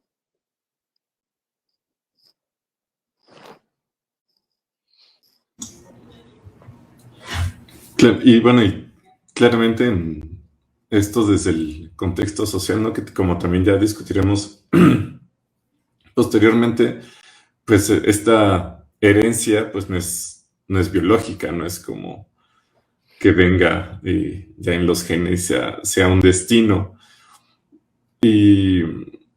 Pero y también desde la identidad y el perfilamiento, ¿no? De ciertas marcas que hacen sobre sus propios cuerpos y que luego saliendo, que bueno, que lo hacen para tener una identidad dentro, y saliendo, pues también nos han dicho chicos que han estado más de una vez en reclusión. Dicen, pues, es que si un poli las ve, ya te empieza a preguntar y te empieza, o sea, aunque estés parado en una esquina, ¿no? Esperando la combi, es como, no, de aquí saco algo, saco una mordida, saco mi cuota de arrestos o lo que sea. Y ya se ve ese perfilamiento también ahí desde ese cambio corporal también. Claro, y eso es cruel porque es nuevamente pensar los valores, ¿no? O sea, ¿qué le estamos dando valor? O sea, lo que vale es tener un cuerpo marcado de cierta forma. O sea, el problema no es el tatuaje, el problema es combinar tatuaje con tez morena, con una vestimenta, con una forma de hablar. Con una forma de hablar, con un origen territorial. Y entonces allí, o sea, lo que para una población de ciertas características el tatuaje puede representar rebeldía, ¿no? La vanguardia, ser contestatario, ser activista y todas estas cosas, en el caso de estos jóvenes, es la garantía de que si terminan, que si les echa el ojo a alguien de la fuerza pública, es muy probable que van a acabar pagando por un delito que en muchos casos no cometieron, ¿no? Entonces, por eso ver los cuerpos con desde todos estos, reconociendo que están todos estos sesgos presentes, pues es sumamente importante, ¿no? Y retomando nada más rápidamente esta idea de la herencia, bueno, pues justo, ¿no? Creo que la diversidad de voces para pensar la herencia es sumamente relevante, no solamente por todo lo que esto implica, porque la manera en que se vinculan los jóvenes con sus antepasados, con sus padres, sus abuelos, sus bisabuelos, porque pues como muchas veces van teniendo hijos muy jóvenes, muchos de ellos todavía viven con la bisabuela o con el bisabuelo, ¿no? ¿Cómo se van relacionando ellos con los antepasados? Y a mí me llama mucho la atención cómo en ellos hay un reconocimiento del valor o sea, reconocen que su familia puede hacer cosas terribles, ¿no? Pero tienen como estos valores como de cómo la bisabuela es una autoridad, la abuela es una autoridad, la madre, que siempre es en la línea materna, ¿no? O sea, siempre es en la línea materna, porque lamentablemente en la mayoría de los casos los padres abandonaron a los hijos. Hay un punto malísimo para los hombres, ¿no? Un tache, porque lo vemos allí, ¿no? La mayoría de las veces hay padre ausente y la madre es la que está allí todo el tiempo, como este muchacho, ¿no? Que decía, mi madre tiene 3 trabajos y y yo no sé si él dimensiona justamente esto, ¿no? Como qué implica que su madre tenga 3 trabajos. Y bueno, pues sí, el tema de la herencia, a final de cuentas, se puede entender desde muchos enfoques. Cuando se acerca la genética o los estudios, por ejemplo, en neurociencia, ¿no? Pensando concretamente en relación con el tema del delito, pues allí es otro, pues de hecho vamos a tener ahí a Claire, ¿no? Y al mismo, bueno, la gente del Centro de Ciencias Genómicas que también va a plantear el tema. Y lo interesante es qué cosas sí son necesarias de los enfoques genéticos sobre la comprensión del cuerpo, ¿no? O sea, sí hay elementos que son necesarios. Concretamente estoy pensando en casos en donde jóvenes con alguna situación fisiológica o biológica entran al sistema y el sistema no tiene realmente un mecanismo de diagnóstico. Entonces, allí sí creo que es importante, pero no más allá del delito, es una cosa de derecho, ¿no? O sea, es un derecho de tener una atención, casos de autismo que me ha tocado reconocer, me ha tocado ver, tratar con casos de autismo. Estos jóvenes que tienen ya una trayectoria larga de consumo de inhalables y que evidentemente tienen daños fisiológicos, ¿no? Cerebrales. Entonces sí hay una necesidad de acercar todo este tipo de enfoques, pero igual que con el perfilamiento, el problema es cuando creen que pueden explicarlo todo y dar fallos y hacer sentencias sobre la vida de las personas simplemente con una sola mirada, ¿no? Algo que merece varias miradas. Tenemos... Voy a leer, tú, si quieres léelo tú, Agus. Es que lo te vas a tapar tantito, pero ahí está. De Brigo. Dice, son mecanismos a través de los cuales nuestra sociedad contemporánea ha intentado resolver problemas sociales como individuales, en una responsabilidad individual. El ejemplo que dieron me recuerda el discurso de autoidentificación en el proceso de los alcohólicos anónimos, en AA, en Alcohólicos Anónimos, que siempre serán alcohólicos, a pesar de, ya llevar años de sobriedad, ¿no? Muchas gracias, Brigo, por el comentario. También sobre esto, ¿no? Que estaba pensando a partir de escuchar a Claudia, o sea, ¿dónde cabe la experiencia singular? O sea, parece que no cabe en la genética, parece que no cabe en las matemáticas, no cabe en la inteligencia artificial, en las ciencias jurídicas a lo mejor, en la jurisprudencia, ¿no? Podría ser, pero, o sea, es justo donde yo pienso que a lo mejor, o estoy convencida de que es el espacio del arte en el que de pronto podemos movernos en otras formas de aproximarnos a los cuerpos y sus experiencias. Y ahí una cosa que me parece interesante a partir de eso que dice Claudia es que hay que, creo que tener cuidado con pensar que se trata de representar, de verse representados o de dar voz.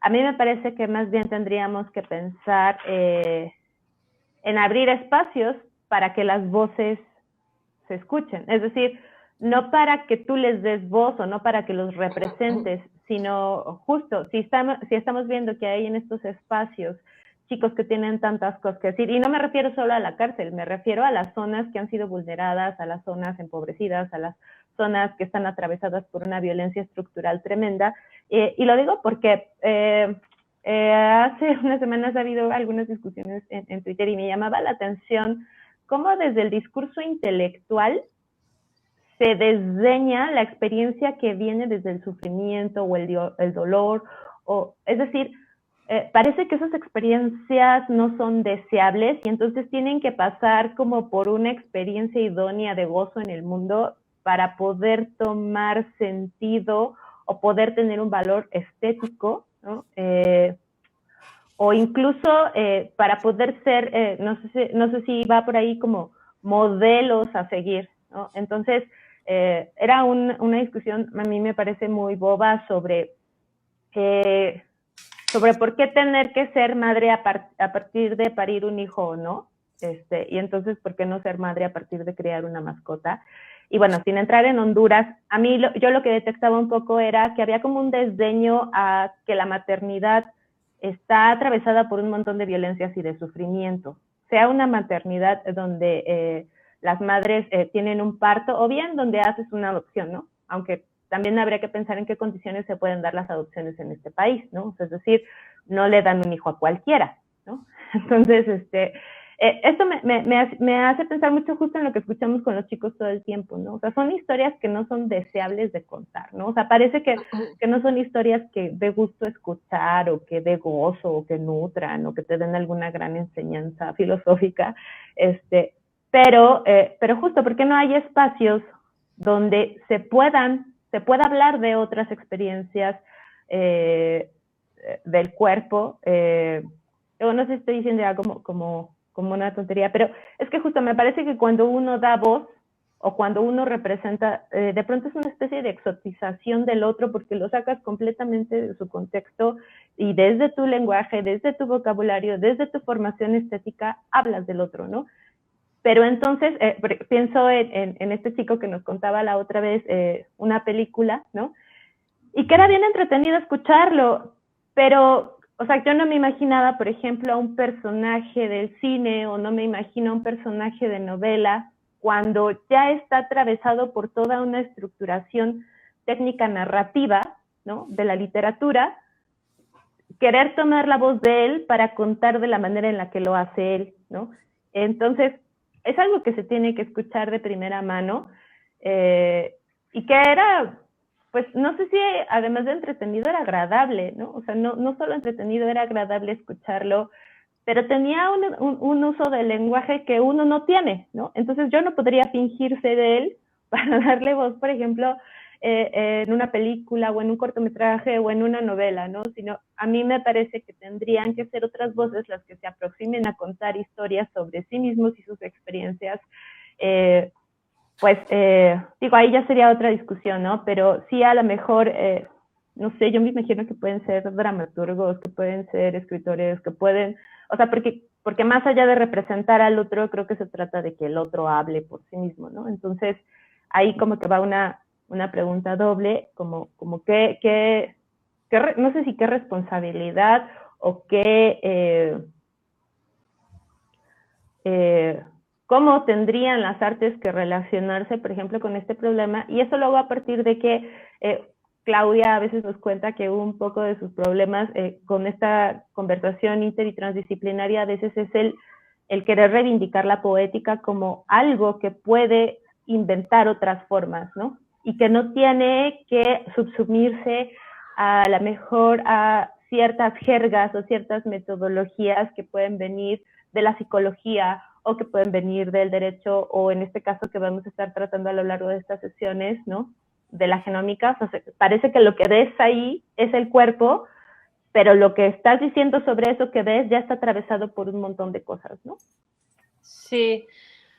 Bueno, yo creo que muchas cosas, y dijiste muchas cosas muy interesantes, y me quedé un poco también pensando en el comentario de Brigo, ¿no? Del tema de las identidades, y que tiene que ver con esto que dices. Creo que el problema con el arte se vuelve a, o sea, en estos contextos, vuelve a aparecer el problema de la tendencia a pensar elitistamente el arte, ¿no? O sea, ¿quiénes son los que tienen acceso al arte? ¿Quiénes son las personas a las que se les reconoce una sensibilidad auténtica para el arte? ¿Quiénes son las personas que pueden aspirar a tener un medio de tener un empleo en donde su creatividad es lo que les va a permitir viajar, tener un ingreso, tener un estatus de vida, un estilo? No son ninguno de estos jóvenes, ¿no? Y no porque no sean creativos, sino porque, o sea, este joven del que hablabas, que además pues tiene mucho talento para la composición, ¿no? Como hemos visto, y además es un gran prosodista, tremendamente, como buen rapero, tiene una capacidad de manejo de voz y del sonido y los tiempos tremenda. Para él hacer lo que hace con la música y sus composiciones, él lo está pensando en que está teniendo una gran experiencia estética o que está teniendo un momento de creatividad porque es lo que le permite vivir, ¿no? O sea, estoy haciendo un poco, ¿no? Estoy tratando de decir, bueno, ¿por qué lo que pasa con este joven está en una dimensión o en una narrativa distinta a la que se construye para quienes tienen la apertura, están abiertos y que pueden pensar el arte como una forma de vida? Y creo que tiene que ver con el presupuesto de que si eres pobre, de que si vives en tal zona del país o de la ciudad o del país en general, tus referentes estéticos son muy pobres, ¿no? Primero. Y segundo, pues que no tienes realmente una capacidad para construir algo que discursivamente se presente como algo medianamente interesante para quienes hemos pasado por por las aulas, ¿no? Para quienes hemos estudiado mucho el arte, la cultura. Y creo que eso es ojo, no estoy diciendo que ahora lo que tenemos que hacer es pensar que el arte viene ¿no? de los sectores marginados. No, es que justo el arte y la experiencia artística es una condición colectiva, ¿no? Es una condición, es una experiencia de carácter colectivo, es horizontal, es totalmente irrelacional. O sea, vamos construyendo, vamos pensando y teniendo experiencias artísticas en la medida en que nos relacionamos con los otros y los otros contribuyen a ese tipo de experiencias. Y yo soy súper fan de el poeta Valéry, ¿no? Que es alguien que desarrolló varios textos en torno a la experiencia poética. Y pues quisiera mencionar dos cosas que él plantea de manera muy puntual, que tiene que ver con esto, ¿no? Una, dice él, solo existen dos tipos de problemas en el mundo, ¿no? Pensemos en los problemas del cuerpo. Dice, solo existen dos tipos de problemas en el mundo. Los de los otros y los que a mí me interesan. Así, punto. Y los que a mí me interesan son realmente los únicos que son problemas. Y de esos otros, de los que el resto de la gente se plantea como problemas, están mal planteados la mayoría. Entonces es súper fuerte, es súper crítico con la idea de qué es a lo que le estamos prestando la atención. Y la otra es cómo él, justo ayer tenía una plática con un grupo de trabajo, estuve presentando cosas de literatura, y justamente salió el tema de cómo es que la literatura o las artes se han anticipado a muchos de los descubrimientos científicos que ahora conocemos, ¿no?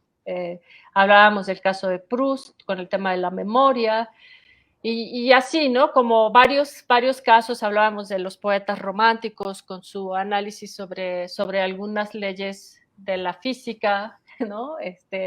A partir de pura observación de la naturaleza. Y entonces Valéry decía algo que me parece súper relevante, es decir, decía él, la poesía, el estado poético no es algo que está en el intelecto, no es algo que está en la mente. O sea, el poeta no es aquel que piensa mejor el mundo.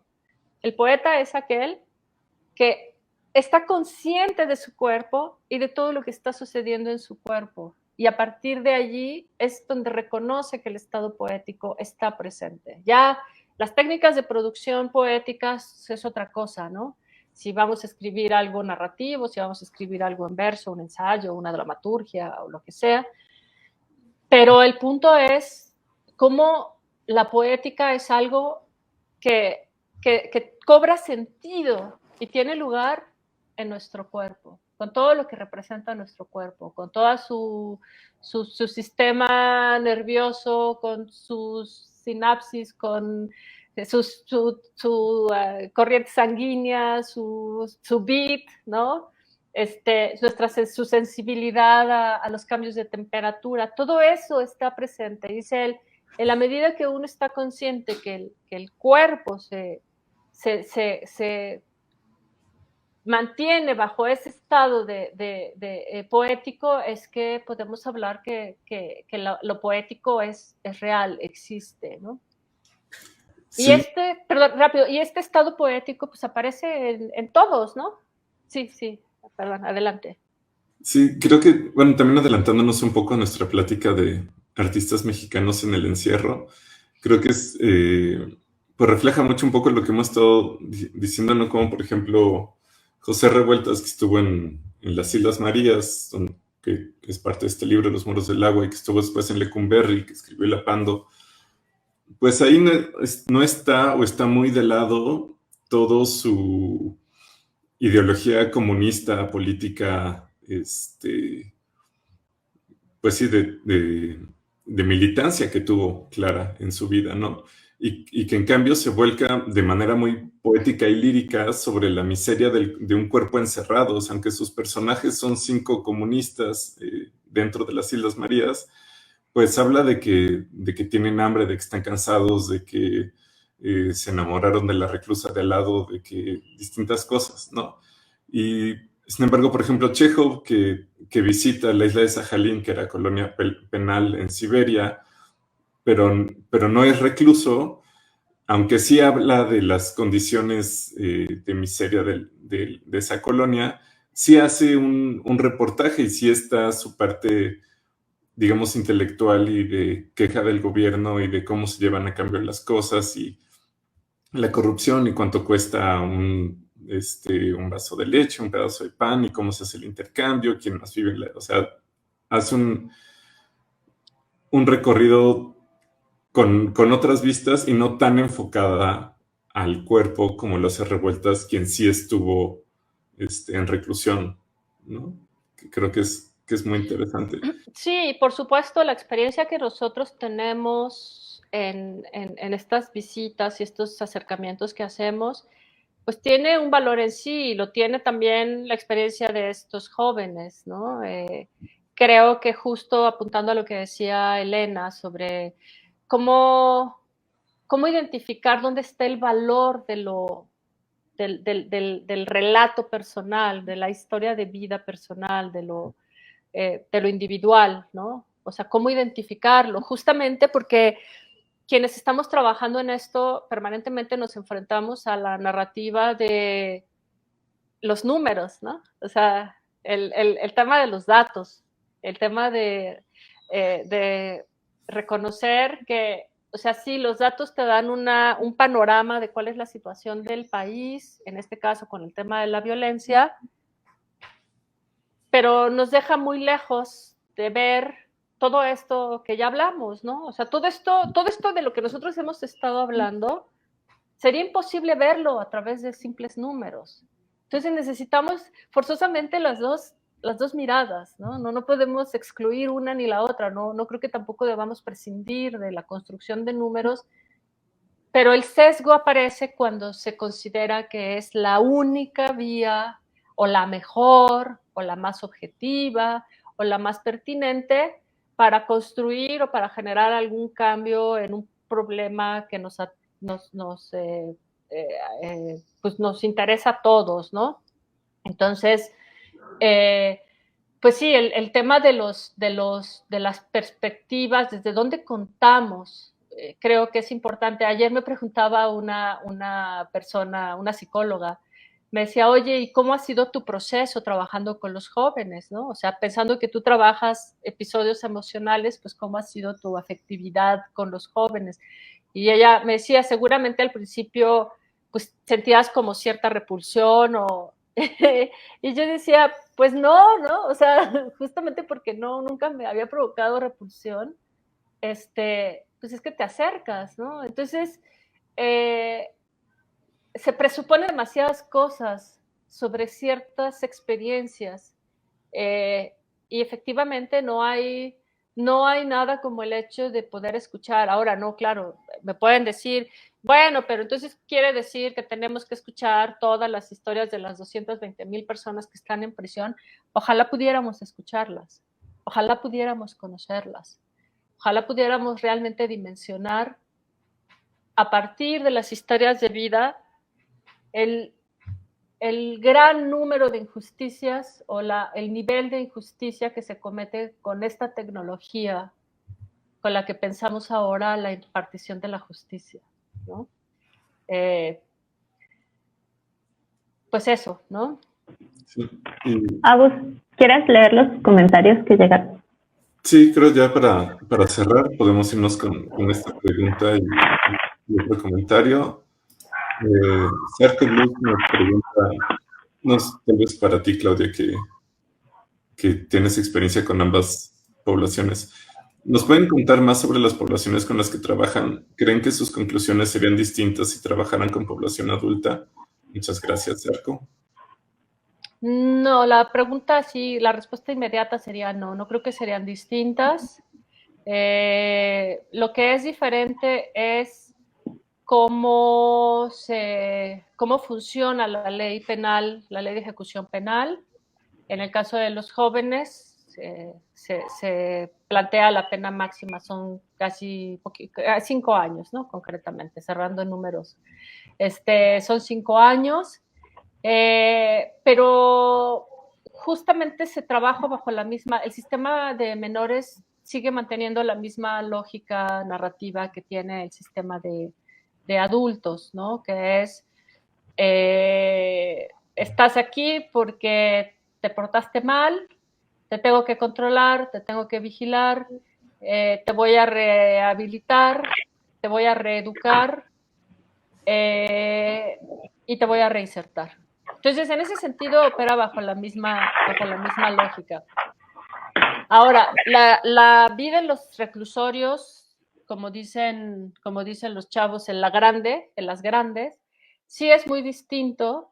Primero porque hay un exceso de población y segundo porque trabaja y funciona bajo lógicas muy perversas, muy, muy distintas, muy complejas, que no trabaja el centro de menores.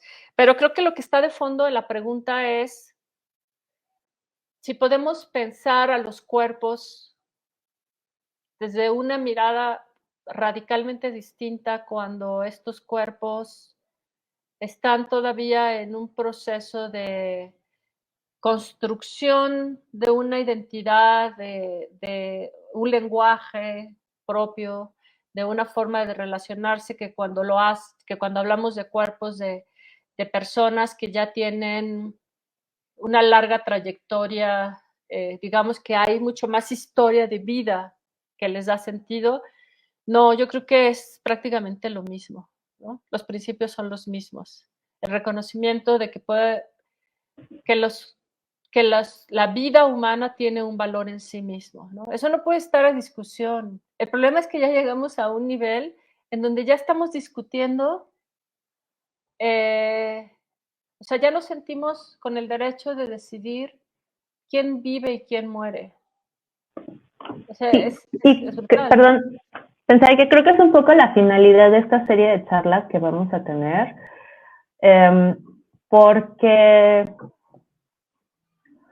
por ejemplo, pensaba en esto, ¿no? Como, ¿cuántas veces uno lee en comentarios de redes sociales como selección natural, ¿no? O sea, son interpretaciones muy, muy chafas, muy sueltas y muy violentas sobre el otro, donde es como si la selección natural de la que hablan, no sé, hubiera como de pronto Dios actuando de maneras insospechadas, y no pensar que parte de esa llamada selección natural implica una serie de responsabilidades y de relaciones entre las personas, ¿no? Es decir, digo, Agus, que tiene conocimientos científicos muchísimo más sólidos que los míos, o sea, pensar que esta noción de evolución no es lineal, es arbórea, ¿no?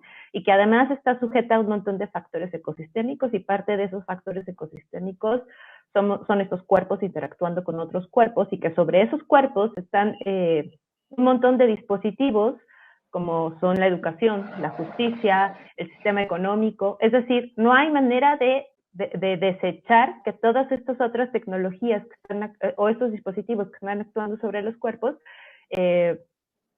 fueran como artificiales y no tuvieran efectos, ¿no? Entonces, esto de pronto me lleva a pensar como regresar a esto sobre que cuando hablamos de cuerpo afectivo no solamente estamos hablando de los cuerpos en sus singularidades, sino de los cuerpos en relación con otros cuerpos, y de una cosa que hemos visto, o al menos a mí me ha parecido que hemos podido encontrar a lo largo de las conversaciones con los chicos, es que ¿cómo vas a reinsertar, no? O sea, pienso yo, cuando sus redes son muy limitadas y están trozadas, es decir, nosotros mismos ponemos barreras, ¿no? En nuestras relaciones con esos otros, en lugar de tejer redes que propicien otras formas de relacionarnos y que les signifiquen otras maneras de hacer y de sostener la vida, porque creo que de fondo está el sostenimiento de la vida. Y pensaba al respecto justo como que cuando hablamos de esa noción de afección y responsabilidad, no sé, Claudia, ¿qué piensas tú si esto podría? A mí me parece que sí, pero es una conclusión personal de que esto nos puede llevar a repensar la noción de crianza colectiva en el sentido de que no necesitamos ser padres biológicos o adoptivos o madres o padres, sino que parte de esa responsabilidad de esa afección con el otro tiene que ver en que cada interacción que tenemos con el otro, y ahora subrayando con las infancias o con las adolescencias, puede ser determinante en lo que viene a continuación en la vida de ese otro, ¿no? Entonces, no sé qué piensas sobre esto, Clau. Sí, aunque a mí de repente con estos, algún tiempo pensaba yo mucho en esto de la crianza colectiva, pero debo confesar que luego me empecé a generar ruido por la forma en que se absolutizan este tipo de conceptos. Yo creo que efectivamente tenemos una responsabilidad con los otros, independientemente de si son niños, son niñas, son jóvenes, son personas de la tercera edad, son personas con algún tipo de condición neurológica,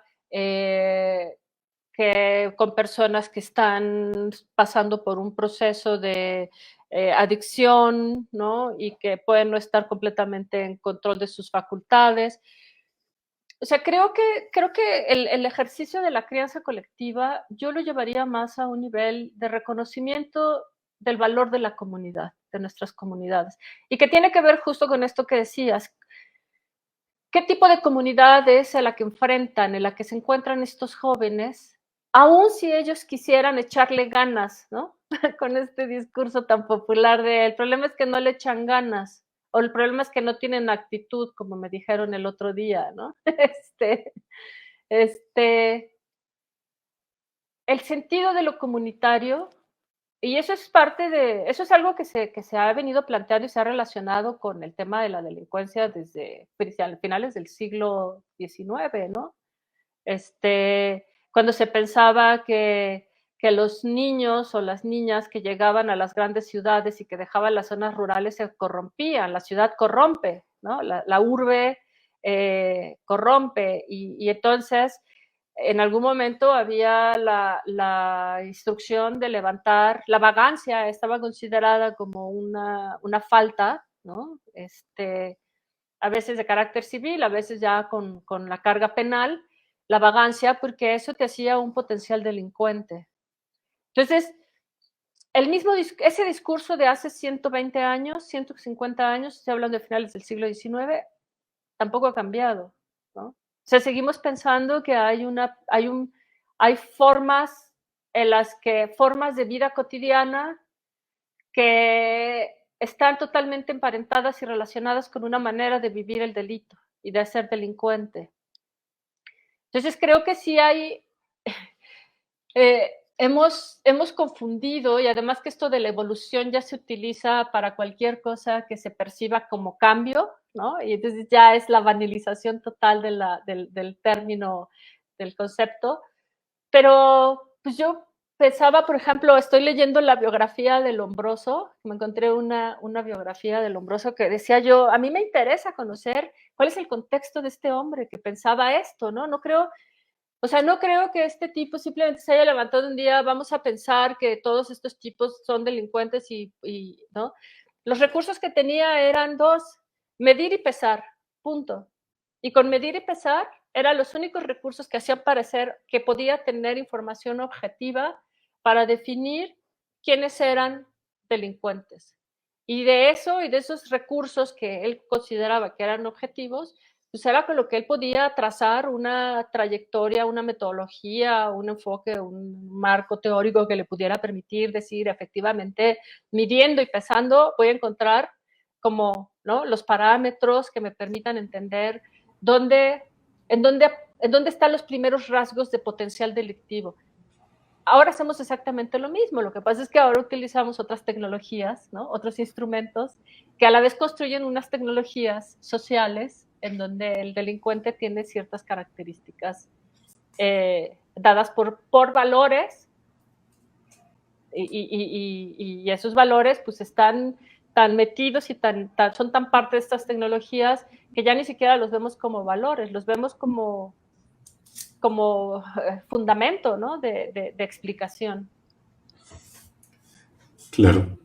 Sí, pues Galton, el primo incómodo de Darwin empezó con esas mediciones también y terminó muy mal. Fue un pésimo inicio para la evolución y la genética. Pero bueno, tenemos otro par de comentarios que parecen bien para cerrar. De Brigo, gracias por estar tan participativa. Me parece muy interesante lo que está exponiendo María León, sin embargo es complejo llegar a la autorreferenciación experiencial de los jóvenes, sería lo ideal, cuando de inicio se presenta el panorama que mencionó Claudia, cuando no es posible que se vean a sí mismos como sujetos con derecho a otra forma de vida.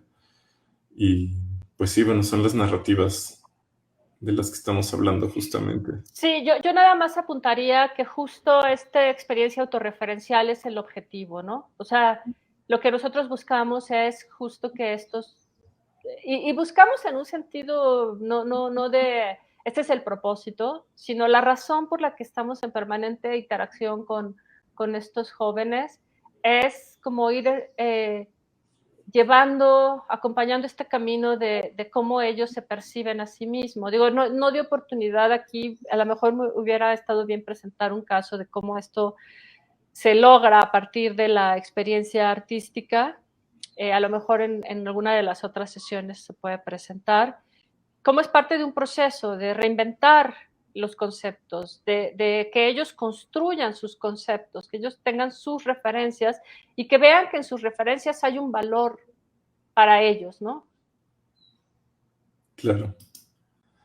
Y Bueno, nada más agregaría, Abrí, que vamos a poner en los comentarios, y a los demás que nos estén escuchando, vamos a poner en los comentarios la liga al blog de Claudia y sus redes sociales por si quieren leer más su trabajo.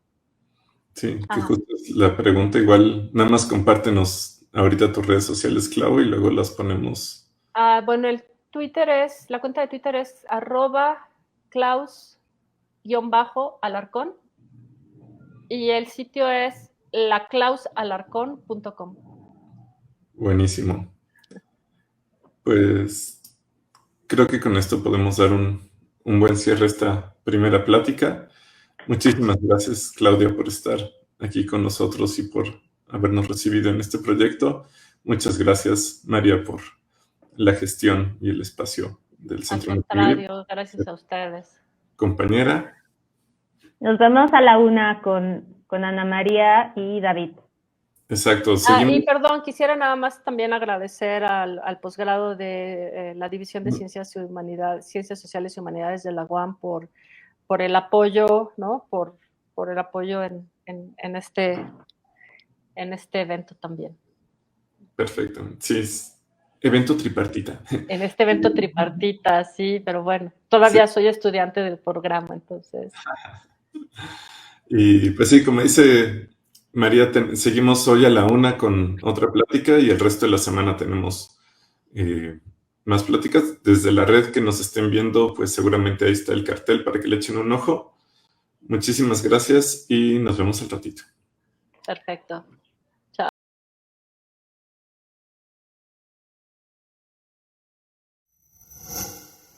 Gobierno de México.